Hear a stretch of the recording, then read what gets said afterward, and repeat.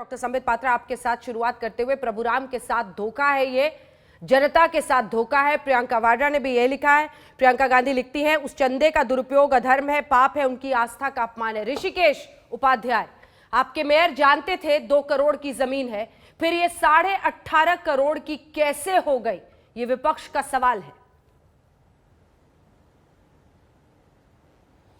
अंजना जी, जय श्री राम सभी को। और देखिए, थोड़ा वक्त दीजिएगा क्योंकि ये बहुत तकनीकी विषय भी है और मैं चाहता हूं सबसे बड़े चैनल के माध्यम से करोड़ों हिंदुओं तक और जिन लोगों ने चंदा दिया है सत्य पहुंचे। मैं कुछ कागज और तथ्य भी दिखाऊंगा यहाँ पर, जैसे कि आज तक ने खुद तहकीकात किया। देखिए, सबसे पहला एलिगेशन क्या है?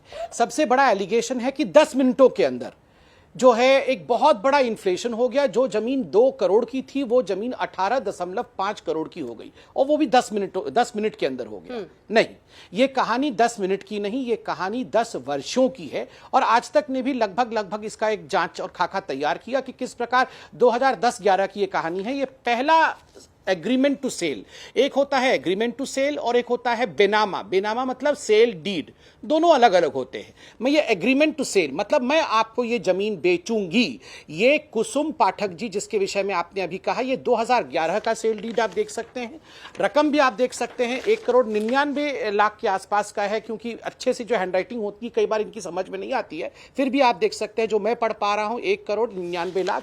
और यहां पर आप डेट देख सकते हैं, डेट है 4/3/2011 का। ये पहला एग्रीमेंट टू सेल है। चूंकि एग्रीमेंट ऑनर नहीं हुआ तो हर 3 साल में इसको रिपीट करना पड़ता है। तो दूसरा एग्रीमेंट टू सेल ये आप देख सकते हैं, ये इसका डेट है 4/3/2014 का एग्रीमेंट है। और तीसरा जिसके विषय में अभी हम बातचीत कर रहे हैं, ये 2019 का एग्रीमेंट है और जिसमें स्पष्ट रूप से लिखा हुआ है, आप यहां देख सकते हैं 2 करोड़ रुपए लिखा हुआ है 2019 में। और ये एग्रीमेंट जो है ये आप देख सकते हैं 7/9/2019 सितंबर के माह में हुआ है। तो आप देख सकते हैं 3 एग्रीमेंट। अब आपका यह सवाल था कि आप शायद सुल्तान अंसारी जी के घर भी गए थे, मगर सुल्तान अंसारी जी मिले नहीं। इतने वर्षों तक ये एग्रीमेंट होने के बाद भी जमीन की लेन देन हुई क्यों नहीं? मैं अब इसका कारण बताता हूं आपको, जितना मैं जानता हूं। देखिए, ये जमीन में लिटिगेशन था। क्या लिटिगेशन था? कुछ लोगों का मानना था कि ये जमीन सुन्नी वक्फ बोर्ड का था, इसलिए लोगों को लग रहा था कि और भी प्राइस कम करके इसको हम औने पौने दाम पे ले लेंगे। इस पे केस चल रहा था और फाइनली सुन्नी वक्फ बोर्ड ने 2020 में, एग्जैक्ट डेट भी मैं बता सकता हूं, 2/6/2020 में फाइनली सुन्नी वक्फ बोर्ड ने कहा कि ये जमीन हमारी नहीं है। जैसे ही सुन्नी वक्फ बोर्ड ने ये कहा, तुरंत आगे न्यास बढ़ता है और न्यास कहता है कि हम इस जमीन को लेना चाहेंगे, क्योंकि ये जमीन एक बहुत स्ट्रैटेजिकली लोकेटेड जमीन है। ये रेलवे स्टेशन की बगल की जमीन है, भव्य राम मंदिर बन रहा है। तो न्यास को भी इच्छा थी कि इस जमीन का सदुपयोग किया जाए। स्वाभाविक रूप से चूंकि कुसुम जी और हरीश जी पाठक परिवार जो है, उन्होंने एग्रीमेंट टू सेल पहले से किया हुआ है, 2 करोड़ उस समय के मार्केट रेट में किया हुआ है। और चूंकि अंसारी जी के पास अभी तक जमीन आया नहीं है, तीनों को बैठा के बातचीत हुई। बातचीत से यह कंक्लूड किया गया कि जब तक जमीन कुसुम जी को उनके रेट में नहीं दिया जाता है और अंसारी जी से हम नहीं खरीदते हैं, तब तक नहीं हो सकता। अब अंसारी जी कौन से रेट में बेचेंगे? देखिए, ये सारा कुछ 2019 का, मैं और 10 सेकेंड लूंगा, समझना बहुत अनिवार्य है, भले ही पूरे डिबेट में और मैं ना बोलूं, मगर ये समझा दूं मैं। 2019 के सितंबर के महीने में ये डीड 2 करोड़ का था, जो कि 2011 से 2 करोड़ से चला रहा है। नवंबर 2019 में जजमेंट आता है और इन्फ्लेशन होता है कि जो जमीन है उसको सरकार अधिग्रहित करेगी और इसके कारण से रेट बढ़ जाते हैं, मार्केट रेट बढ़ जाता है। जो तथाकथित जमीन है उसका जो सर्कल रेट होता है वो 5 करोड़ 80 लाख का होता है, अर्थात मिनिमम रेट 5,80,00,000 करोड़, उससे कम की रजिस्ट्री नहीं हो सकती है।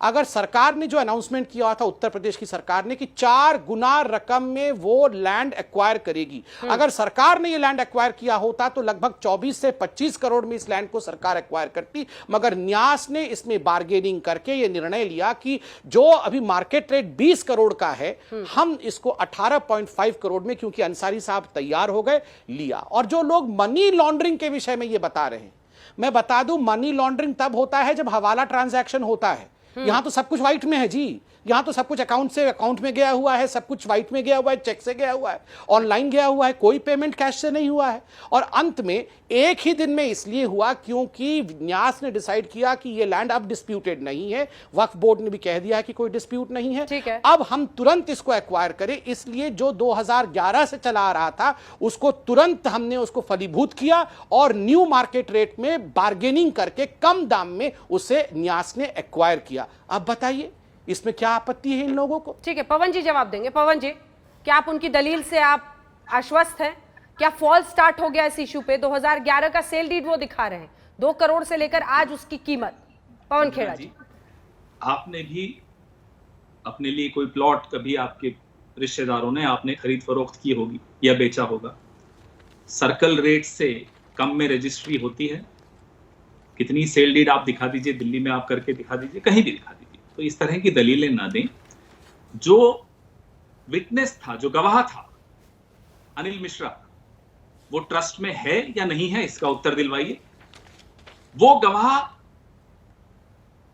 पाठक जी से खरीदने के वक्त भी वही गवाह और ट्रस्ट को बेचने के वक्त भी वही गवाह, और ट्रस्ट का वो ट्रस्टी है। मेयर साहब भारतीय जनता पार्टी के नेता हैं। ट्रस्ट के ट्रस्टी को गवाह बनते वक्त कीमत मालूम पड़ी, सुनाई दी, दिखाई दी। 5 मिनट के बाद प्रति सेकंड 5 लाख रुपए बढ़ाकर